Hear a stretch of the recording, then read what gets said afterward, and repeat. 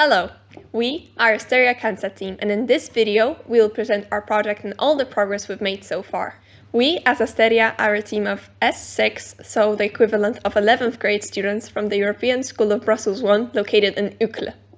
In our team we have Adam, who is the team leader working on software and electronics design, Igor, in charge of the CAN's design, 3D modeling and electronics, Barbara or Basia, which is me, creating the parachute, assisting with programming and being one of the 2 mini Cansat coordinators, Matej, the one to design the antenna and its aiming system, as well as document our work through photo, video and reports, Kuba, who designs the PCB, will perform all the necessary data analysis after the mission is over, and last but not least, Lena, in charge of communication and team promotion, the main mini Cansat coordinator. Our primary mission is the same as other teams, which is to measure pressure and temperature and send the data back to Earth. We've performed all necessary tests that ensure us that the primary mission will be a success. Our secondary mission consists of taking multiple pictures of Earth beneath the can using an infrared and normal camera. These images will be analyzed by our AI program once we receive them. The program will find objects in the image and assign them respective temperatures from the infrared image. Another feature our program can do is measure the size of the objects and create a map of objects like green spaces, concrete, etc. Our can is equipped with a parachute made from material from an umbrella and ripstop nylon. The parachute is designed to slow down our can's descent velocity to around 9 meters per second.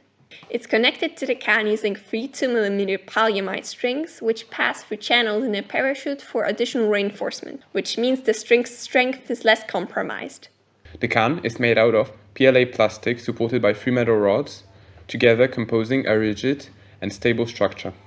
To make it simple, let's break the can's design into 3 main parts. The first one being the fins that open using the force applied from the parachute vertically. Going down, we have the main processing unit and the temperature and pressure sensors all connected through a PCB. Lastly, the third level contains the thermal and visible light cameras. Falcon is the heart of our CAN's operation. It takes the images captured by the camera and analyzes them based on the pixel's hue values to find specific objects such as buildings and larger patches of greenery. While the CAN is in the air, 2 programs will work parallelly to ensure the success of our mission. ARD1, the CAN's operation system taking care of the cameras, communication, temperature data and more, operates on Arduino. It will allow the camera, with the help of a gyroscope, take pictures in different resolutions based on the can's current rotation speed. Houston, on the other hand, will communicate with the can and collect data on temperature, barometric pressure, rotation and whether or not a picture has been taken. Such stable connection between the computer and our can gives us reliable information on our can's state and mission progress.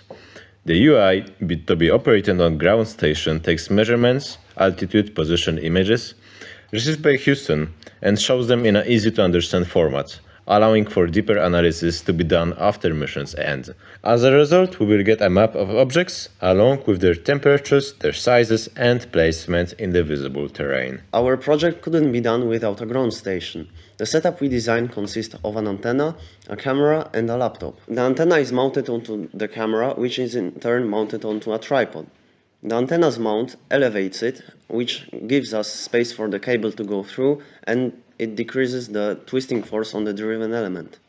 We are using the camera to precisely direct the antenna towards our Cansat and increase the chance of receiving a signal.